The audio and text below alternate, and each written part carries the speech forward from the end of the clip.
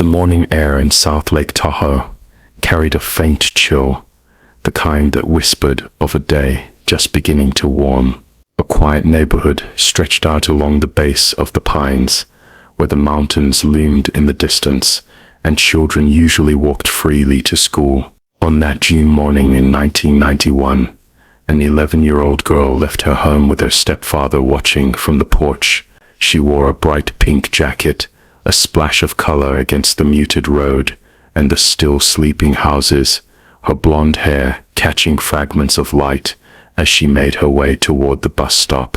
It should have been a short walk, an unremarkable routine that ended in classrooms and playground chatter, but within minutes, the safe rhythm of childhood would shatter into a nightmare that stretched for nearly 2 decades. A car approached from behind, an old gray sedan that seemed out of place in the calm suburban street. The vehicle slowed, rolling almost silently as it crept toward her. The stepfather glanced back from his motorcycle, sensing movement, but by the time he shifted his gaze, the car had already drawn too close. The passenger window rolled down and the driver, an older man with a lean, unsettling face, spoke out quickly, words too muffled to catch from a distance. The girl hesitated. Before she could react further, a jolt of movement erupted from the passenger seat. A woman leaned across the frame, a stun gun clutched in her hand, and in one brutal instant, the child collapsed in spasms on the asphalt. The man leapt out, scooping her into the car with terrifying efficiency, while the woman slammed the door and urged him to drive.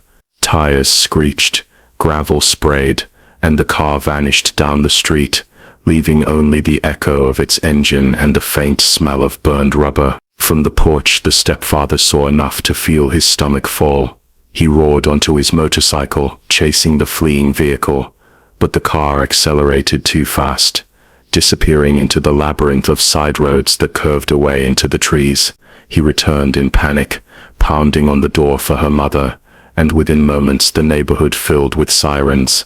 Police swarmed the area, checkpoints sprang up, and helicopters circled overhead, but the car was gone, and with it, the girl whose bright jacket now lived only in memory. The kidnappers drove north, away from the patrols, with their young victim slumped on the floorboard. The man behind the wheel, Phillip Garrido, grinned with a twisted satisfaction as he muttered to himself about destiny and divine plans. His wife Nancy sat trembling, her hands clutching the child's shoulder as though torn between sympathy and devotion to her husband's madness. Their victim regained fragments of consciousness, but the shock in her small body kept her still, her mind struggling to make sense of voices, of ropes, of the suffocating stench inside the vehicle. Every mile that passed carried her farther from the world she had known, deeper into a nightmare carefully prepared long before this morning. The house in Antioch, California, looked ordinary enough from the street. Faded paint clung to the siding, weeds tangled in the front yard, and a wooden fence creaked under the summer sun. Neighbors barely noticed the couple who lived there, except to exchange the occasional suspicion about the man who sometimes muttered to unseen companions. Beyond the house stretched a backyard, enclosed by high fences and cluttered with sheds, tarps and makeshift walls. Here lay Garrido's secret, a hidden compound of tents and ramshackle rooms, where no eye could easily peer. Through the gate they led the girl, past barking dogs and the smell of mildew, into a world where daylight rarely reached. She was thrust into a small, soundproof shed, a place prepared with chains and blankets, where the air stifled with stale heat and fear. The door shut behind her with a final metallic clang, and in the suffocating silence that followed, a childhood ended. For days her cries echoed within those wooden walls. She called for her mother, begged to go home, promised obedience to anyone who would open the door. But the man who held the key visited with cold eyes, speaking of angels and demons, of voices that commanded him to act. He brought her food in paper plates, left her chained to the bed frame, and filled the air with rambling monologues that blurred between menace and delirium. Sometimes the woman entered, trying to soothe with soft words, brushing the child's hair, whispering that everything would be fine, but her loyalty to her husband outweighed compassion, and when he ordered silence, she obeyed. The days blended into weeks, the weeks into months, until time itself lost meaning inside the suffocating cell. Outside, the world searched desperately.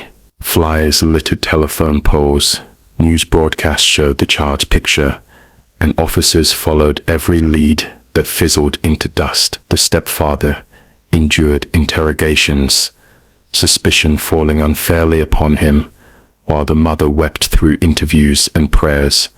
The town grew restless, neighbors locking their doors and pulling their children closer, but no one thought to look behind the fences in Antioch, where a backyard concealed what the police could not find.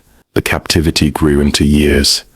The child learned the rhythms of her prison, the scrape of the key in the lock, the creak of footsteps approaching. She endured the man's presence, his rambling visions of control, his demands, his terrifying unpredictability.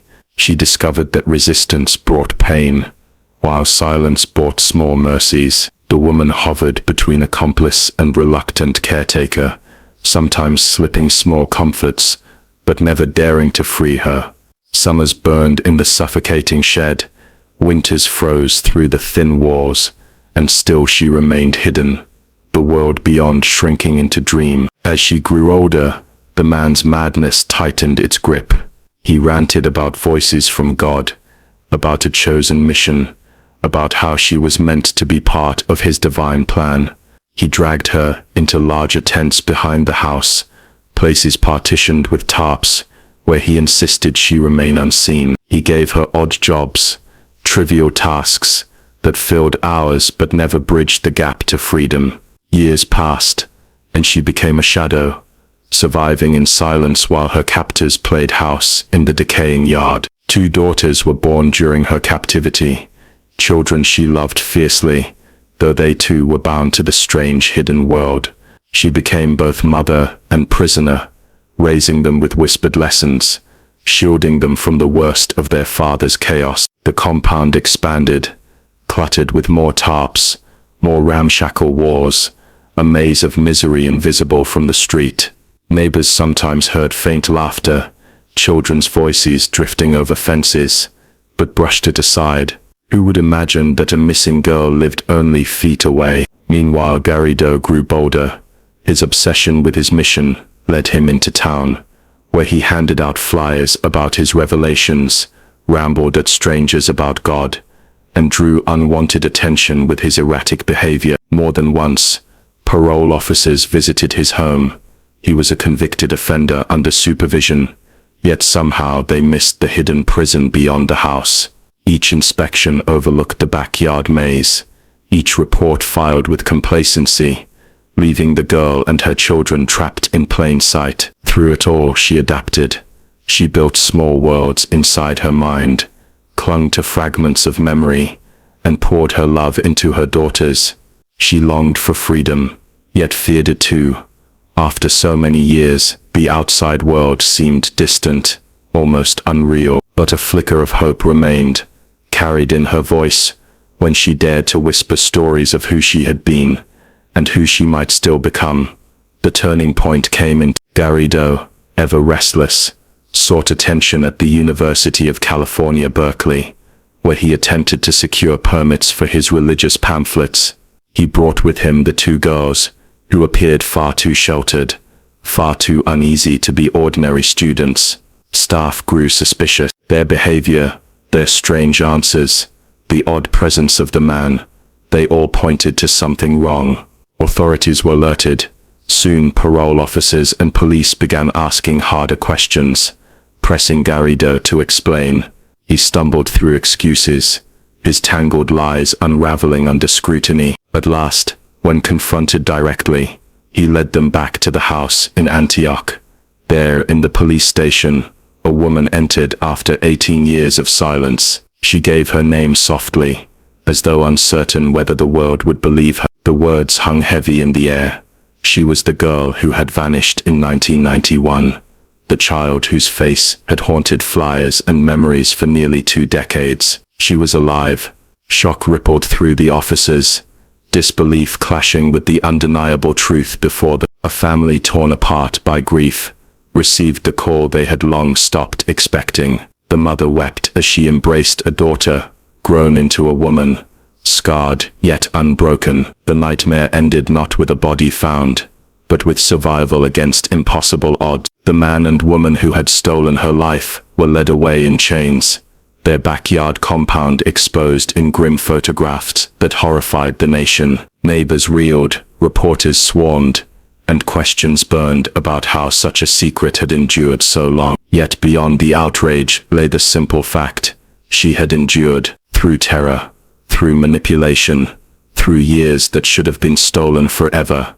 She survived to reclaim her name. The story of that abduction, of a bright morning turned into darkness, lingers with an eerie weight. It speaks not only of cruelty, but of resilience, of a child who endured what most cannot imagine. And though the world saw only the surface, a fence, a house, a quiet couple, the hidden labyrinth of fear behind it reminds us how close horror can dwell to ordinary life. The road where the car first stopped looks the same today, the pines still rising, the morning air still cool. But for those who remember, that silence carries an echo, the sound of a car door slamming, a life stolen, and a nightmare that lasted 18 years before the final key turned, and the door opened at last.